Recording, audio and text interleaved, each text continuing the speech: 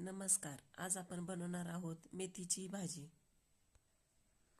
ही अशी मेथीची भाजी निवडून घ्या. मेथीची भाजी निवडून झाली आहे. आता हिला स्वच्छ धुवून घेऊया पाण्याने.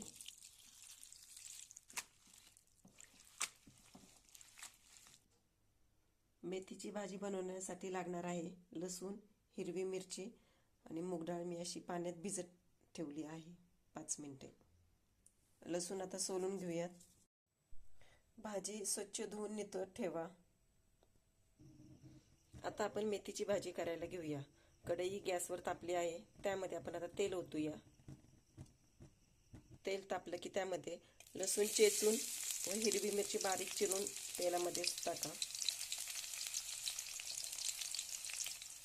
लसूण मिरची तेलामध्ये चांगले भाजून द्या. हे पहा, लसूण मिरची भाजली आहे. आता यामध्ये आपण मेथी सोडूया. मेथी नितळून एक पाणी सोडा. मुगाची डाळ भिजत ठेवलेली पाणी त्यातले नितळून ह्यामध्ये आपण टाकूया. आता हे सर्व एकत्र तेलामध्ये आपण चांगले परतूया.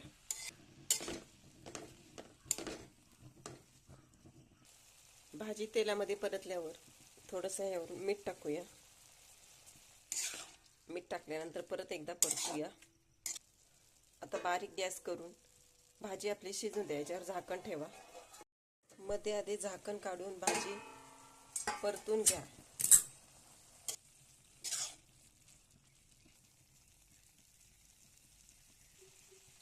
हे पहा, भाजी आपली शिजलेली आहे. आता यामध्ये भाजलेले शेंगदाण्याचे कूट टाका.